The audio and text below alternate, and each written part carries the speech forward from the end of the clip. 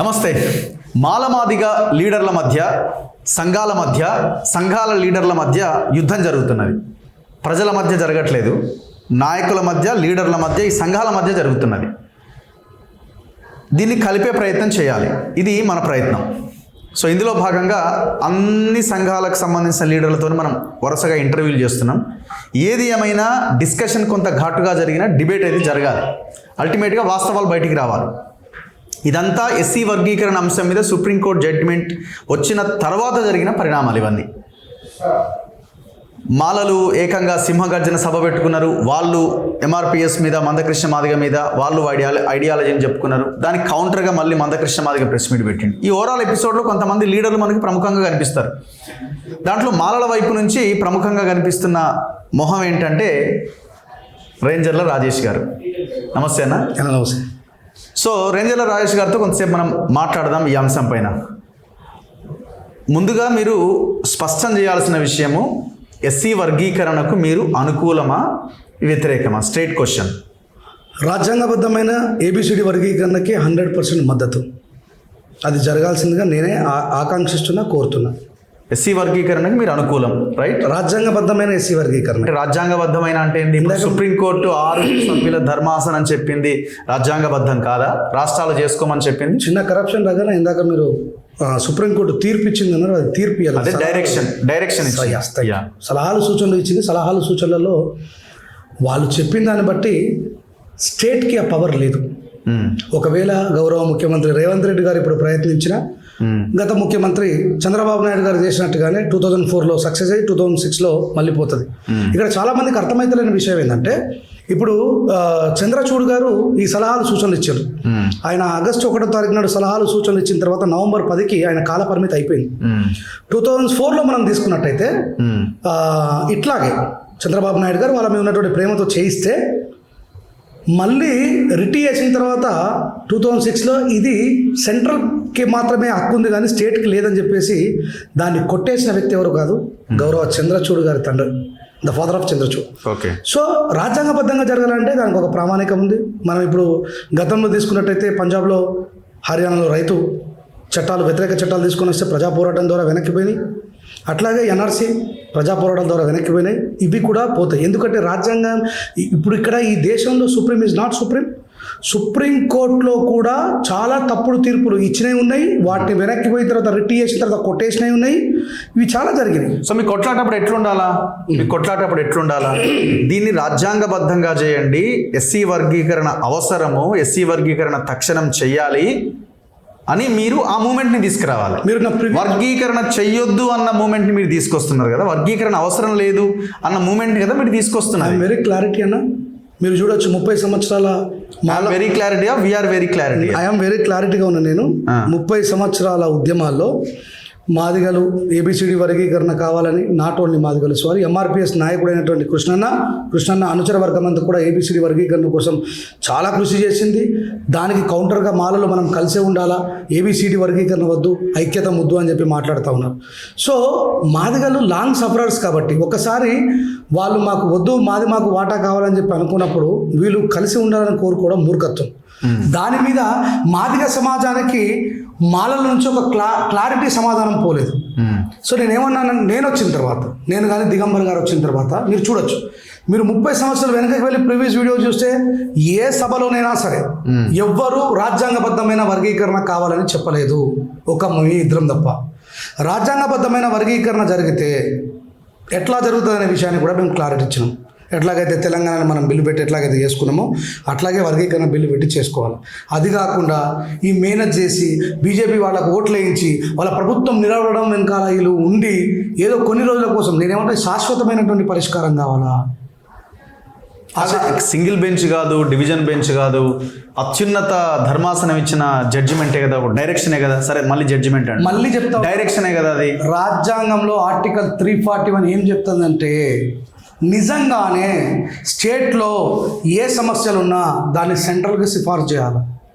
గౌరవ మన మాజీ ముఖ్యమంత్రి కేసీఆర్ గారు చేసిండ్రు. ఆయన కంటే ముందున్నటువంటి దివంగత ముఖ్యమంత్రి రాజశేఖర రెడ్డి గారు చేసిన తర్వాత ఏమవుతుందన్న, ఉభయ సభలలో దాని మీద చర్చ జరుగుతుంది.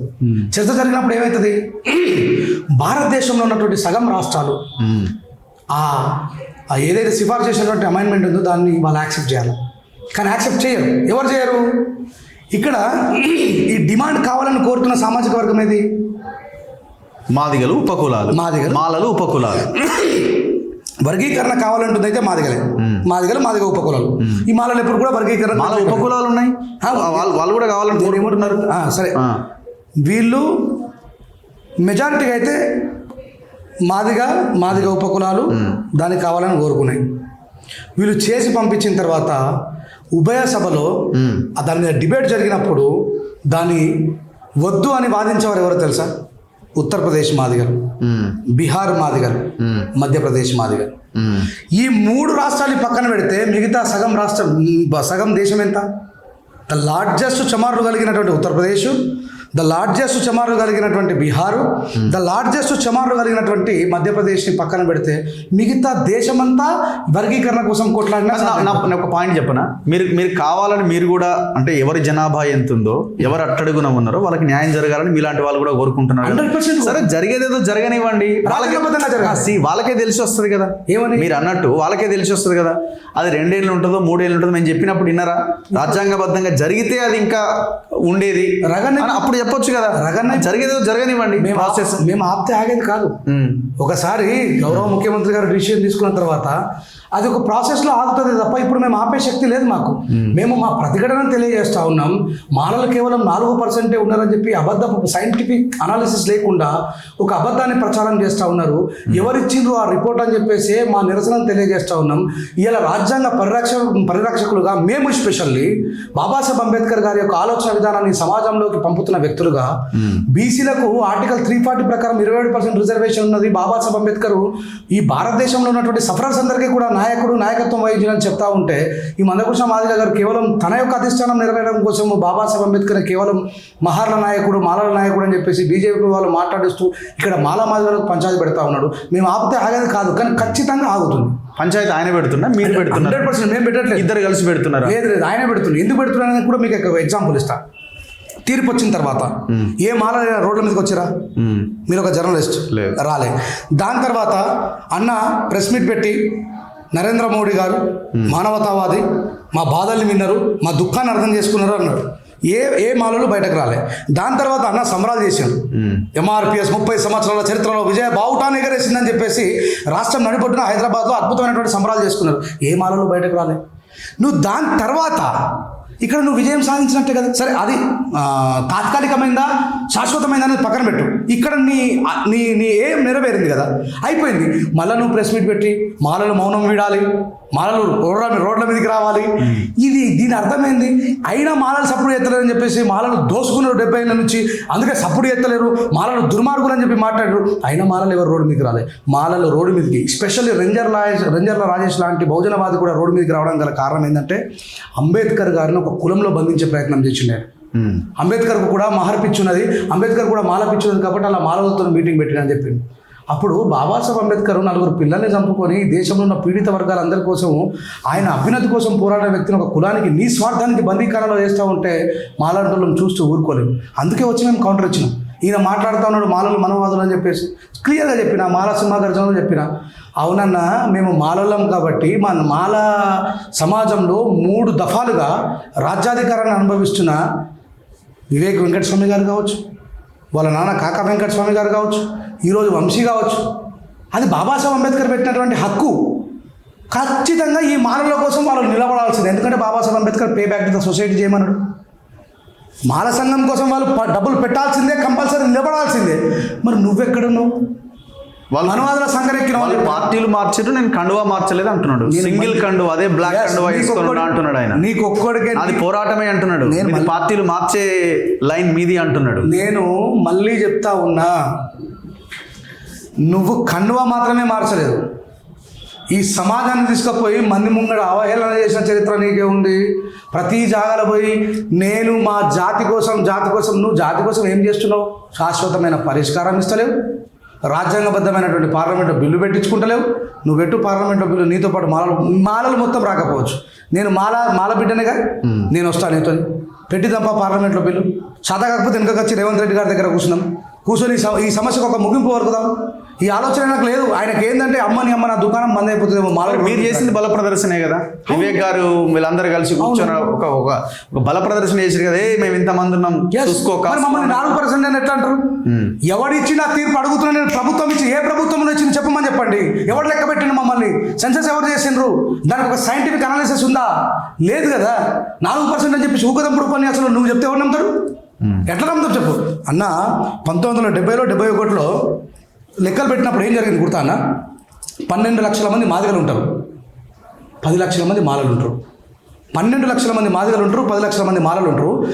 2011లో మళ్ళీ లెక్క పెడితే 34 లక్షల మంది మాదిగలు ఉంటారు, 17 లక్షల మంది మాలలు ఉంటారు.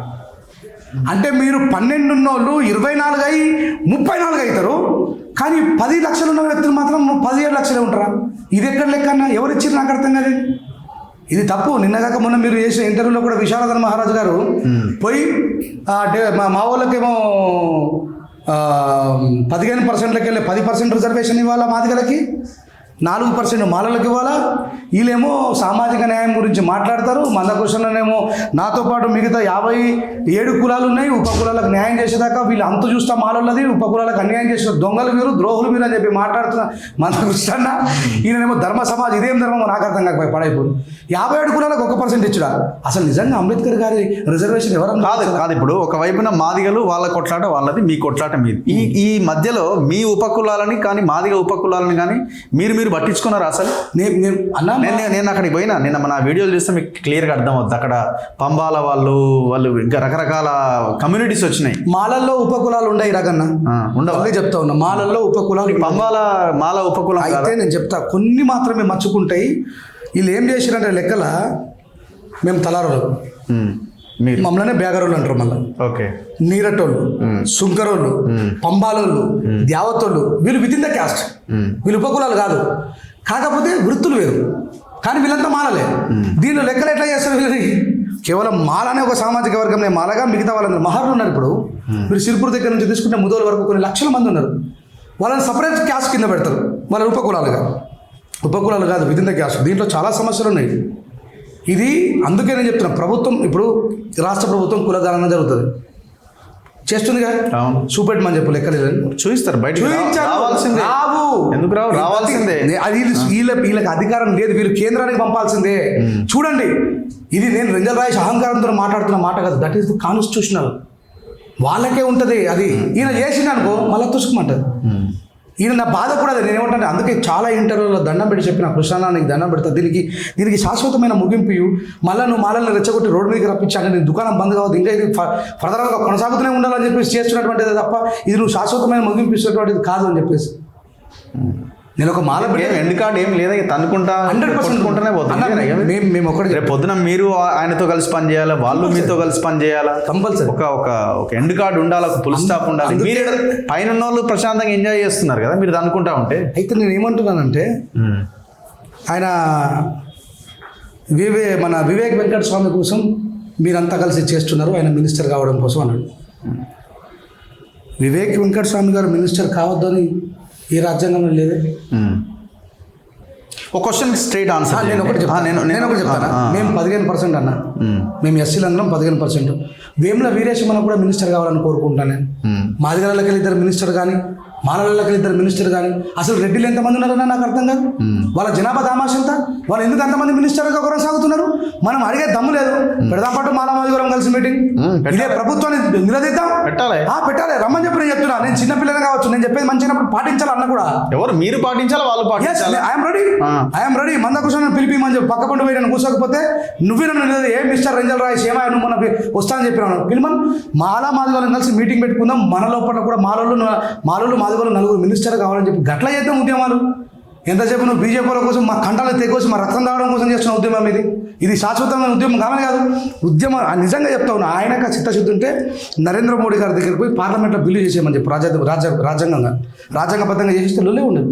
నేను మళ్ళీ చెప్తా ఉన్నా. ఇప్పుడు ఒకవేళ సుప్రీంకోర్టు డైరెక్షన్, ఇప్పుడు ఏకసభ్య కమిషన్ వేసింది గవర్నమెంట్, షమీమ్ అఖ్తర్ గారు దానికి చైర్మన్ ఉన్నారు. ఆయన నివేదిక ఇచ్చింది, ఈ రకంగా చేయొచ్చు మనం ఎట్లా అనేది సిఫార్సులో నివేదిక ఇస్తాడు. చేయడానికి రెడీ అవుతారు, మీరు అడ్డుకుంటారా? మేము అడ్డుకోవడం మన పక్కన పెడితే కాన్స్టిట్యూషనలే అడ్డుకుంటది. ఇండియన్ కాన్స్టిట్యూషన్ తర్వాత కాన్స్టిట్యూషన్ అడ్డుకుంటుందో అడ్డుకోదో ఏమైందో రాజ్యాంగం మీరు అడ్డుకుంటారా? 100% రాజ్యాంగానికి ఢిల్లీ దాకా పోతామని రాహుల్ గాంధీ మరి అలా వర్గీకరణ కావాలి ఉండాలి అని చెప్తున్నా. నేను అదే అంటున్నాను. మీరు కావాలి అని కోరుకుంటున్నారు కదా, సరే ఒక 2 ఏళ్ళు ఉంటుందో 3 ఏళ్ళు ఉంటుందో ఉండనియండి. కాన్స్టిట్యూషన్ గా జరగని 2 ఏళ్ళు 3 ఏళ్ళు ఎందుకు? శాశ్వతంగా ఉండదు. ఏదో ఒక లింక్ దొరికింది మీకు, కాన్స్టిట్యూషనల్ గా జరగాలి అన్నది ఒక లింక్ దొరికింది. ఆ లింక్ పట్టుకొని మీరు తెలివిగా ఆటను ఆడిస్తున్నారు. చదువు రాని వాళ్ళము కాదు మేము. కాన్స్టిట్యూషన్ మీరే చూసారు కదా, వందలాది సభలలో భారత రాజ్యాంగం గురించి చాలా దగ్గరగా మాట్లాడే వ్యక్తిని నేను ఏమంటున్నానంటే ఆర్టికల్ 341 ఏదైతే క్లాస్ 1 క్లాస్ 2 ఉందో దానికి యాక్సెప్టెన్స్ ఉండదు. సుప్రీంకోర్టు భారత రాజ్యాంగం చదివే చూసే వినే సుప్రీంకోర్టు తప్పుడు తీర్పు లేదు. డైరెక్షన్ సుప్రీంకోర్టు తప్పుడు తీర్పు తప్పుడు తీర్పు అని అనొచ్చాము. అసలు తీర్పే కదా అది, అదే డైరెక్షన్. ఆ డైరెక్షన్ కూడా తప్పే. బీజేపీ వాళ్ళు మేనేజ్ చేసి ఇప్పించిరు, మందకృష్ణ మాదిగా ఓట్లేసి గెలిపించిండు కాబట్టి మళ్ళీ చెప్తా ఉన్నా, ఆ తీర్పు మన సలహాల సూచనల్లో ఏమున్నది అడగండి. టైం బాండింగ్ పెడతా ఉన్నారు. చాలా మంది మాట్లాడుతూ ఉంటారు బాబాసాహెబ్ అంబేద్కర్ గారు రాజకీయ రిజర్వేషన్లు 10 సంవత్సరాల నుండి తర్వాత తీసేయమాడు. ఎందుకంటే మా వాళ్ళు మంచోళ్ళై మా సమాజం కోసం ఆలోచించి ఆ ప్రభుత్వాలకు గల్లబట్టి మా యొక్క జాతుల అభ్యున్నతి కోసం పోరాడతారని చెప్పి అనుకున్నాడు బాబాసాహెబ్ అంబేద్కర్. 10 సంవత్సరాలు రిజర్వేషన్ ఉండాలని చెప్పి చాలామంది మూర్ఖ మేధావులు మాట్లాడుతూ ఉంటారు. విద్యా ఉద్యోగాలలో 10 సంవత్సరాలు అన్నాడు అంబేద్కర్ గారు. రాజకీయ రిజర్వేషన్లు ఈరోజు చాలామంది మేధావులు మాట్లాడుతున్నారు. బీసీలలో కూడా జరిగింది కదా ఏబిసిడి వర్గీకరణ. బీసీలకు అంటరాంతరం ఉందా అన్న? ఏబిసిడి వర్గీకరణ బీసీలకు జరిగింది, వాళ్ళకి అంటారు. బీసీలకు కూడా క్రిమిలేయర్ పెట్టడం తప్పన్నా? ఎక్కడ నిజంగా బీసీలలో చాలా మంది అభ్యున్నతికి గురైనటువంటి వ్యక్తులు ఉన్నారు. అసలు 27% రిజర్వేషన్ బీసీలకు ఉన్నాయన్న సంగతి ఎంతమందికి తెలుసా? ఏ బీసీ నాయకుడు మాట్లాడినా బయటకు వచ్చి ఆర్టికల్ 340 ప్రకారం 27% రిజర్వేషన్ అనుభవిస్తారు 1980 నుంచి. ఎవరు చెప్పారు? చెప్పలేరు. అసలు రాజ్యాంగం మీద భారతదేశంలో ఉన్న ప్రజలకు అవగాహన లేదు, అందుకే ఈయన కూడా అవగాహన లేదని చెప్తా ఉన్నాను నేను. రేపు పొద్దున ఈ మీటింగ్ నిర్వహణకు కారణమైన వివేక్ వెంకటస్వామి గారు కాంగ్రెస్ లో ఉన్నారు. రేవంత్ రెడ్డి గారు పిలిచి మంత్రి పదవి ఇస్తారు. మీతో కలిసి వస్తాడా? మీరు అడ్డుకుంటాం అంటున్నారు కదా, రేపు మీతో కలిసి వస్తాడా? వివేక్ వెంకటస్వామి గారు రాకపోతే రప్పిస్తాం. ఎట్లా రప్పిస్తాం? ఎట్లా అవకాశం ఎట్లుంటుంది? ఆయన మినిస్టర్, ఆయన క్యాబినెట్ లో ఉన్న తర్వాత ఏ రకంగా అవకాశం దొరుకుతుంది? There is no chance. చూడండి, దేర్ ఇస్ నో ఛాన్స్. చూడండి ఎట్లా, ఎందుకు రాడో చూస్తాం మేము. ఎందుకు రాడు? ఆయన రాకపోతే ఆయన కొడుకును పంపిస్తాడు. ఎందుకు ఇప్పుడు ఆయన ఎట్లా అయిండు? ఆయన ఎక్కడ జనరల్ నుంచి గెలిచిండా?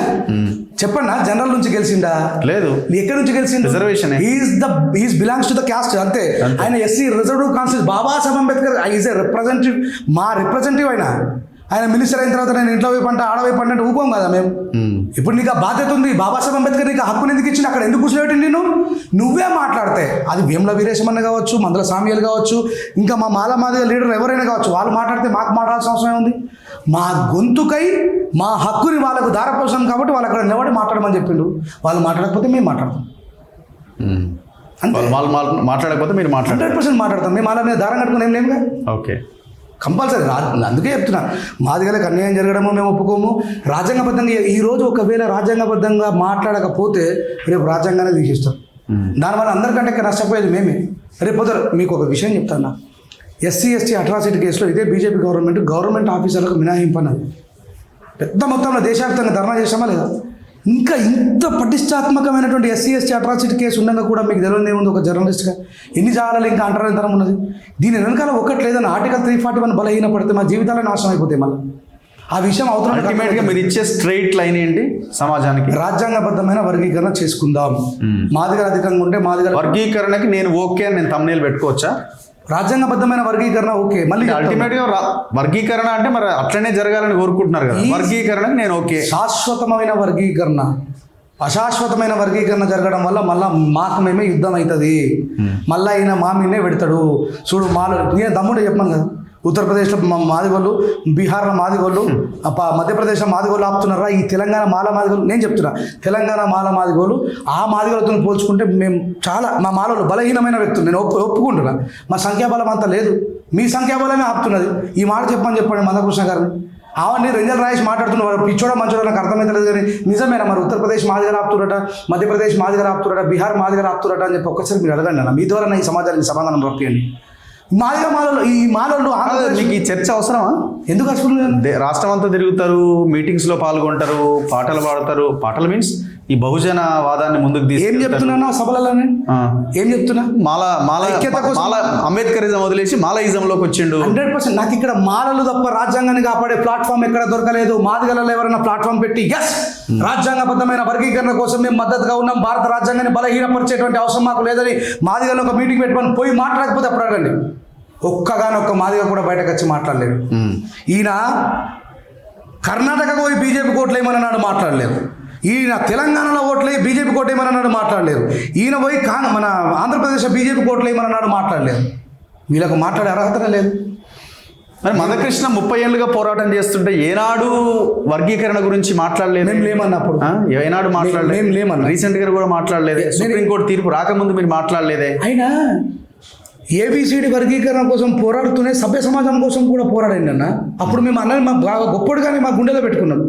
అంతేందుకన్నా టీఆర్ఎస్ గవర్నమెంట్ మందకృష్ణను తీసుకుపోయి జైలు వేసిన నేను కేసీఆర్ గారు దిష్టి బొమ్మలు దానం చేయడంలో ఉన్నాను. మేము అట్లా ఎప్పుడు ఆలోచించలేము అన్న గురించి. ఆయన ఇప్పటికీ చెప్తున్నా మందకృష్ణ మాదిగానే మాట్లాడతలేడు, బీజేపీ మాట్లాడిస్తుంది. ఇది అల్టిమేటం. మా కృష్ణన్న చాలా మంచోడు, ఈ కృష్ణన్న మా కృష్ణన్న కాదని చెప్తున్నాడు. ఈయన మా మధ్యలో స్విచ్ పెడుతున్నాడు. మా భవిష్యత్ తరాల గుండె మీద మేమేమే కత్తులతో నరికేటట్టు తయారు చేస్తాం. ఆయన కొత్తగా చేస్తలేడు కదా, 30 ఏళ్ళ నుంచి పోరాటం చేస్తూనే ఉన్నాడు కదా. కొత్తగా గీసేదేముంది, కొత్తగా రాసేదేముంది. అయినా ఎంఆర్పిఎస్ ఉద్యమాన్ని 2004లో విజయం సాధించింది, 2006లో తుస్మైపోయింది. దాని తర్వాత ఆయన చాలా సామాజిక ఉద్యమాలు చేసిండు. ఇప్పుడు మళ్ళా మొదలు పెట్టిండు. ఖచ్చితంగా అడ్డుకుంటాం. రాజ్యాంగానికి విరుద్ధంగా జరిగే ఏ చర్యని కూడా మేము వదిలిపెట్టాం. రాజ్యాంగానికి విరుద్ధంగా ఒకవేళ పార్లమెంట్లో ఈ చట్టం తీసుకొస్తామనంటే అబ్బా అందరికంటే ముందు నేనే శుభాకాంక్షలు చెప్తాను. అందరూ ఎవరు ఇప్పుడు మీ బ్యాచ్ 100% ఒప్పుకోవచ్చు. దిగంబర్ కాంబ్లే, 100% వెంకటస్వామి, 100% వేదిక మీద స్టేజ్ మీద ఉన్న వాళ్ళు అంతా రాజ్యాంగానికి మేమందరం కట్టుబడి ఉన్నామన్నా. నేను చెప్తా ఉన్నా, దయచేసి అన్న చెప్పినట్టు అన్న నోట్ల నుంచి వచ్చిందని నిజం చేయాలా. పార్లమెంట్లో బిల్లు పాస్ అయ్యో అందరికంటే ముందు నేను శుభాకాంక్షలు చెప్తా. మేమందరం కూడా అది జరగాలని మనస్ఫూర్తిగా కోరుకుంటాం. దీని తర్వాత చేయాల్సిన పనులు చాలా ఉన్నాయి. ఇక్కడే ఎంగేజ్ అయ్యి ఆగిపోవాలని చెప్పి మాకు కూడా రైట్. ఎనీవే థ్యాంక్ యూ అన్న, thank you very much. Thank you. ఇది రేంజర్ల రాజేష్తో చిన్న చిట్ చాట్ ఎస్సీ వర్గీకరణ ఈ మధ్య జరుగుతున్న పరిణామాల మీద. చూస్తూనే ఉండండి మన తొలి వెలుగు.